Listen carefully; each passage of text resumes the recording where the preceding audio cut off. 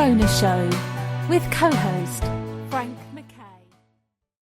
I'd like to welcome everyone to the Dr. Luann Rona Show. Frank McKay here, but much more importantly, our weekly host, and this is very exciting for me, is Dr. Luann Rona. She is the subject of a new documentary about to come out, and she is a wonderful author, psychiatrist, and she has done and seen so much in this world, and she has such a wonderful approach to the mind and the heart and everything else. Dr. Rona, welcome. Well, thank you. It's good to be with you, and it's good to be able to share, to share from our heart. When we share from our heart, we hopefully get into other people's heart, too. And that's where real meaning comes from. I was thinking about bridges, and all kinds of bridges can fall or break or whatever. But there's one bridge that is eternal, and that's our relationship to love and God. And I also want to mention that when I talk about God or call him the Father, I mean that he's that to everyone, regardless of what your beliefs or religion are. But I often use the word Father or God because were the words I grew up with. But I want everyone to know that it means everyone. Right. It does. It's not exclusionary. It's inclusive. For yes, all the beliefs. It's very, very inclusive, and I think that when we start to believe that, we can all connect better, and we need that connection. That connection. If we only had that connection with each other, we wouldn't have all the problems we have today. You mentioned a relationship to love, and it's a very interesting way of looking at it because we don't usually hear it put in those terms, but we all have a relationship to love in one way or the other. Even if there's a bad relationship with love, we all have a relationship to love, and it's interesting that you would see it that way. And how does a bridge apply directly to a relationship of love? Well, if you, Jesus, of course, who we know, and the prophets, why they were so powerful in their presentation and what they did and believed was because their connection to God through the heart was so strong. And if we can start to do that, too, to make our connection with our heart, rather than just follow the mind, we'll be much better off. We often get very much stuck in thought, and where we put our thoughts and actions is very important. When we put our thoughts and our actions into the negative or keep thinking about the problem rather than about the solution, then we have trouble. But if we connected to our heart, if we connect our thoughts to goodness, to kindness, to love, then we're very, very fine. Many people are at war with themselves. They're inside, they're thinking one thing, and then there's another, and the mind is fighting itself back and forth. And that's such an important time to be by yourself for a little while, and you may meditate or pray or just clear your mind and think love, think positive. I've heard you say, and I can never get over it, and I think it's just a wonderful thought, and it's the idea that the mind always seems to be the master to everyone, but you correct it and say that the mind is actually subservient to the heart, and if you can clarify that, that it's the heart is the stronger organ as opposed to the. Go ahead, please. Yes, the heart is definitely our higher intelligence. The mind cannot make. See, even the mind has a hard time understanding that because the mind wants everything to be rational and reasonable, and so it stays with that. It has trouble getting out of the thoughts that it's in because those thoughts get very, very strong. And that's why it's so important to realize that when we go in our heart and we talk from our heart, we'll make so much more progress in our own lives.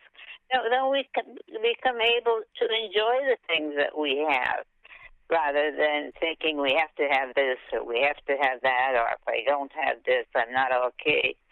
Material things are to be enjoyed, but we only enjoy them deeply, Frank, if they're coming from the heart.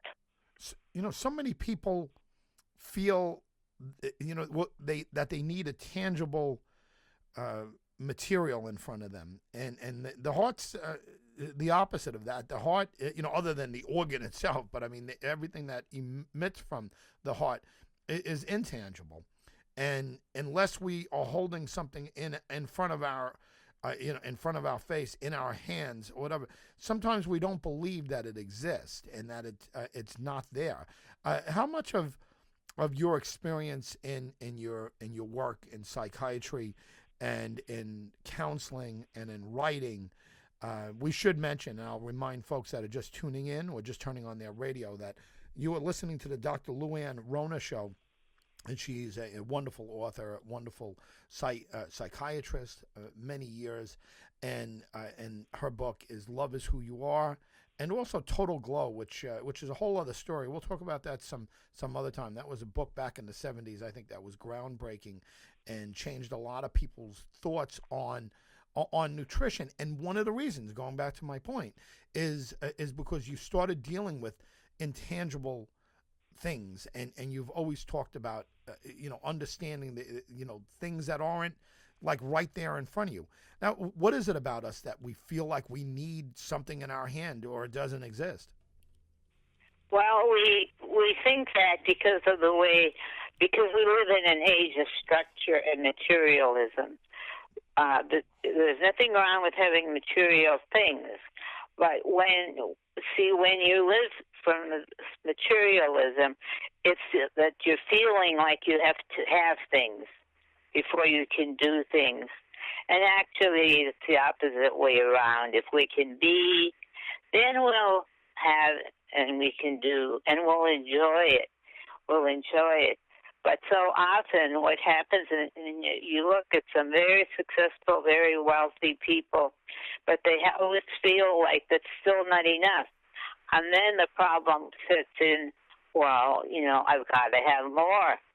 And there's a big lack of satisfaction with even enjoying what one has.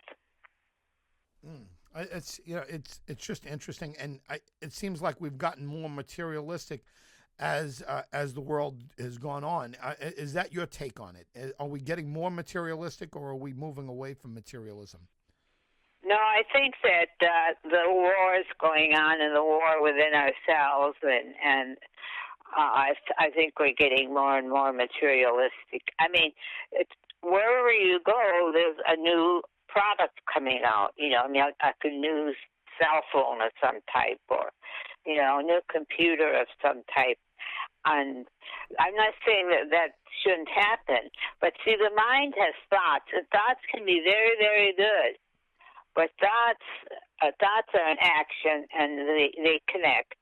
They connect. Like, let's go back to the very beginning. Most people know this story.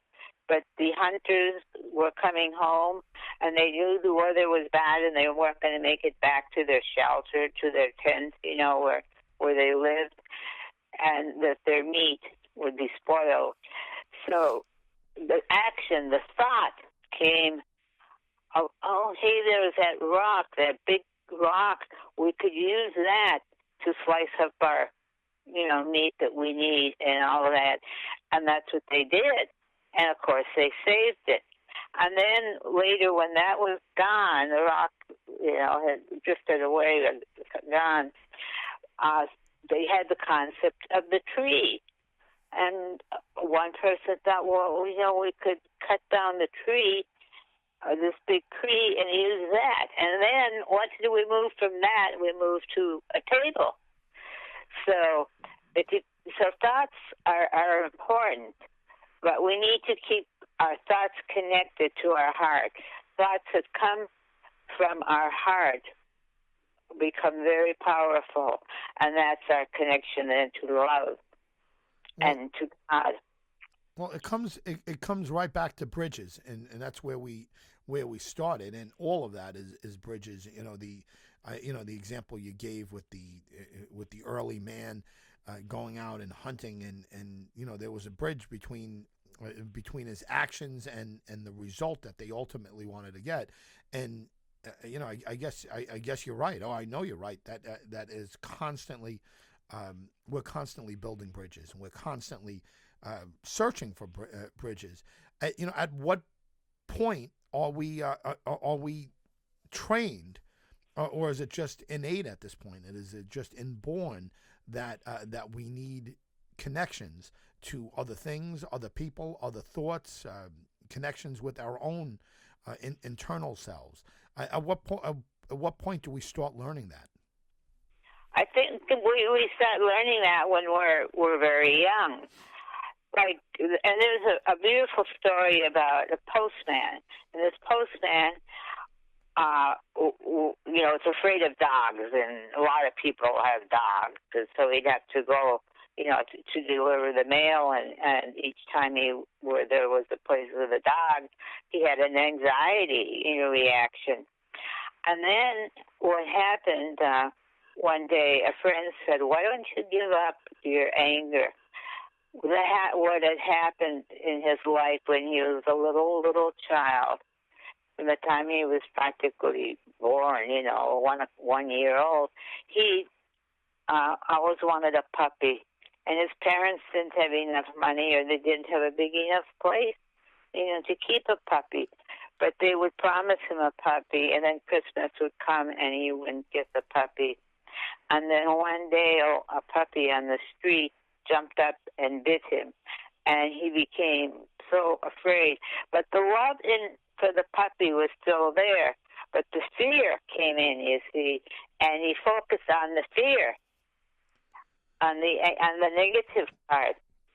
And then when this friend told him, "Why don't you give up the anger, the anger you have?" And it just struck him, yes, I can give that up. And he gave up. His fear of dogs went away. He didn't love God. I mean, love the God concept of the little puppies, but he wasn't afraid anymore. But the love underneath got buried, you see. And so that's what happens to a lot of us. We have a good thought, and something happens to negate it, and then we become fearful. And then fear sets in, and we have trouble then thinking positive. Well, another reminder here, if you're just turning on your radio, if you're just tuning in to us, you're listening to the Dr. Luann Rona Show. Frank McKay, thrilled to be her co-pilot for this venture, and it is an enlightening experience every time I speak to the doctor, and I think the audience is going to get the same feeling. There's another theme that you've touched on here, and as a layperson, again, you're the doctor. You went to medical school and you studied, psychiatry, and you studied the mind and how it interacts. I haven't, but I'm a self-help guy, and I'm always attracted to the example that so many people give about focusing on the result that you want, not the result that you don't want. And you touched on this, where people focus on the problem rather than the solution.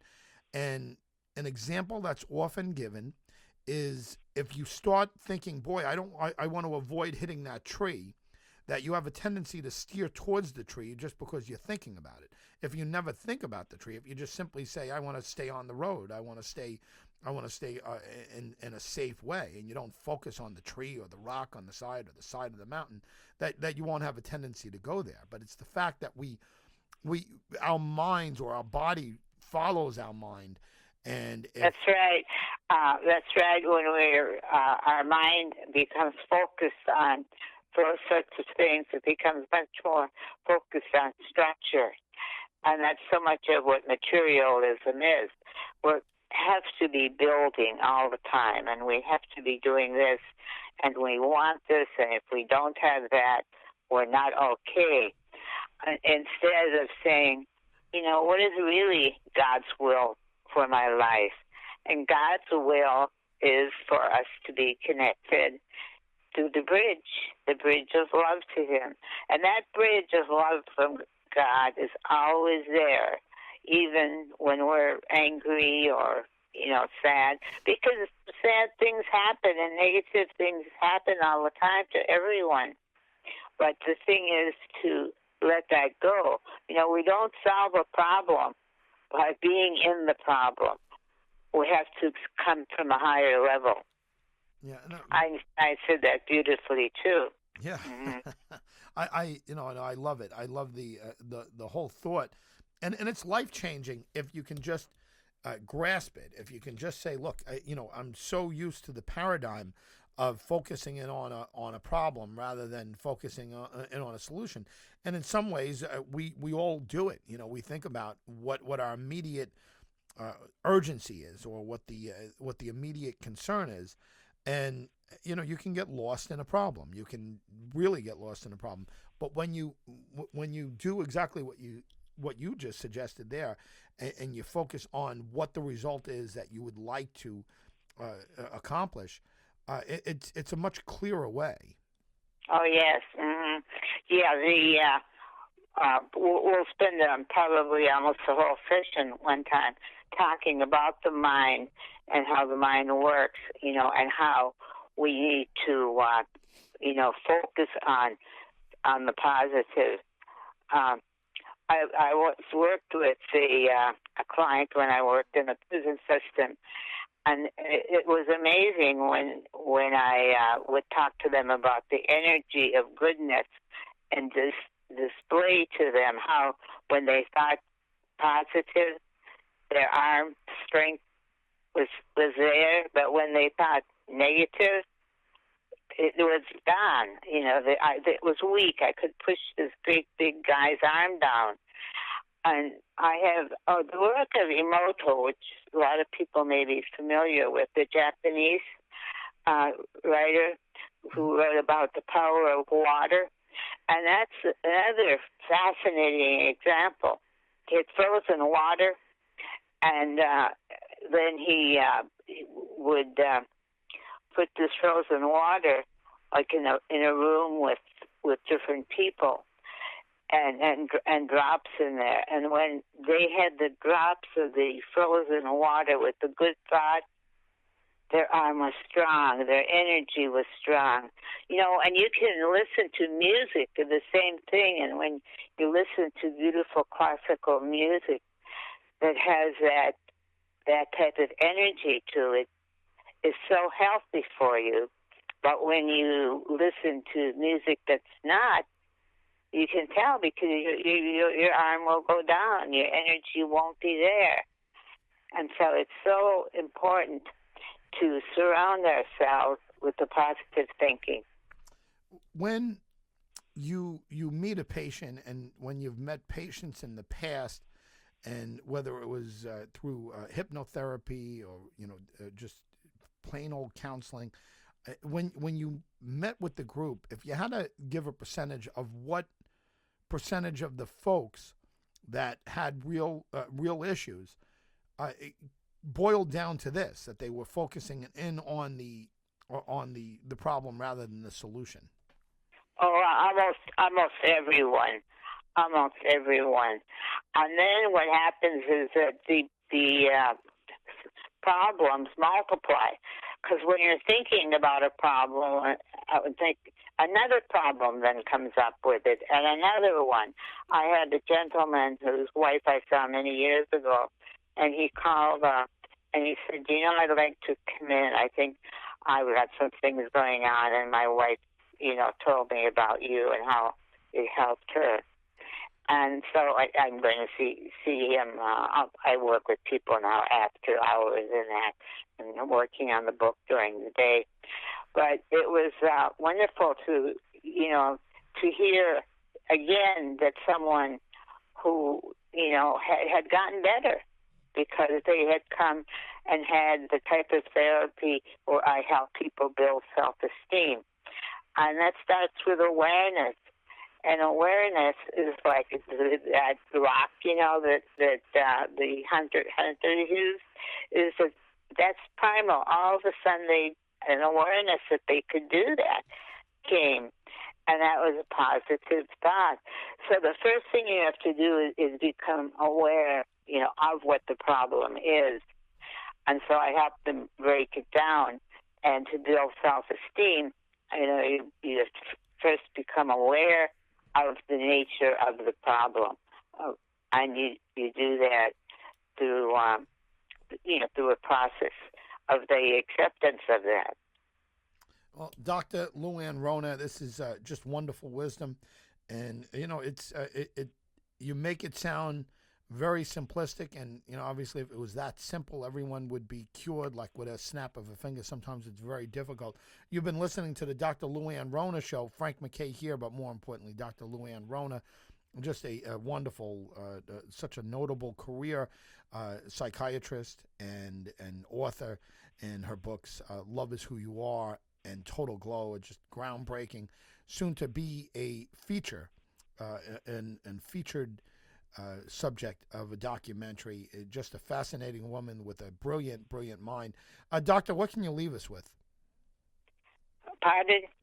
What can you leave us with? You leave us again with the fact that there are all these bridges, and they connect, one thought to another thought and consciousness, and that when you realize that the greatest bridge you have is love, and that love, even when you're angry, is still there, and God is waiting to help you. We're born that way. And then a lot of, too, how we're brought up.